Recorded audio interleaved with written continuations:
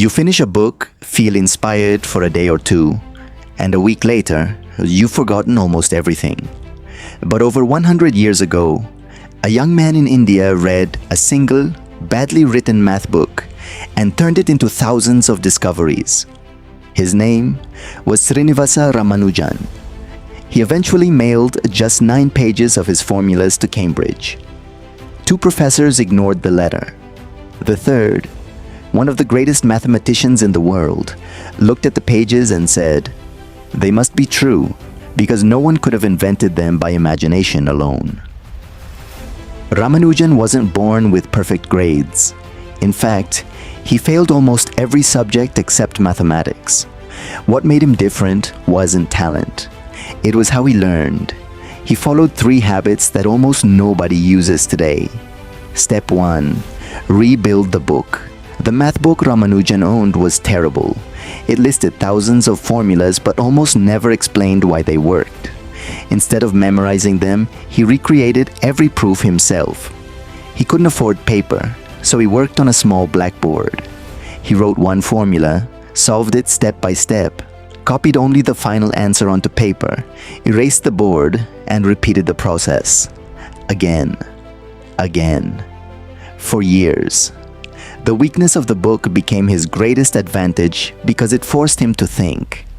Most of us read explanations first and never truly understand them.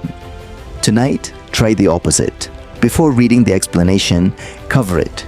Try solving the problem yourself. Make mistakes. Then compare your answer.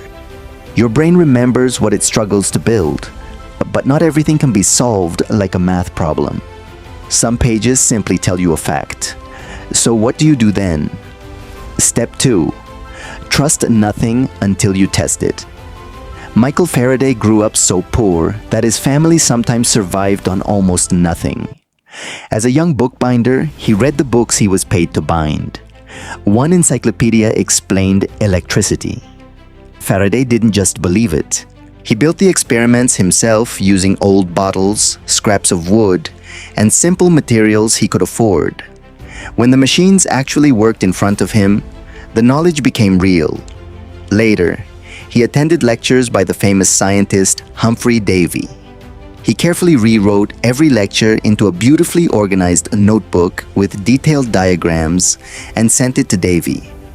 Davy was so impressed that he offered Faraday a job in his laboratory. The young assistant, who started by washing bottles, would later invent the first electric motor and become one of history's greatest scientists.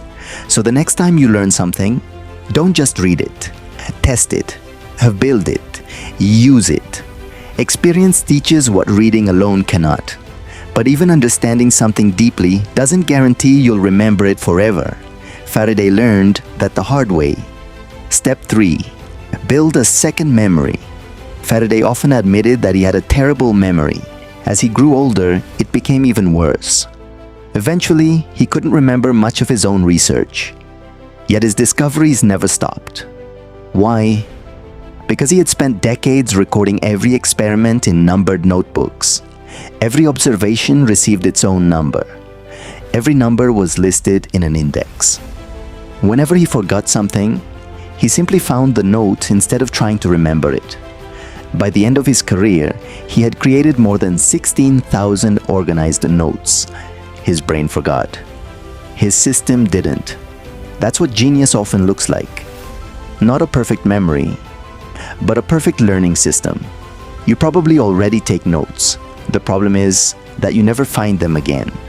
A note you can't find is almost the same as a note you never wrote. So tonight, start a simple system.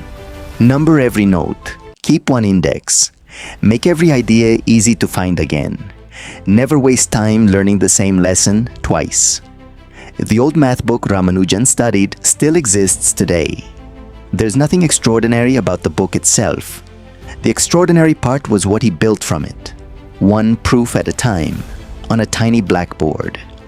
Geniuses don't simply read books, they rebuild them. And sometimes, the biggest questions aren't written in any book at all. They're questions nobody on Earth has answered yet. That's exactly the kind of problems scientists at CERN spend their lives trying to solve. Watch this one next to see how they do it.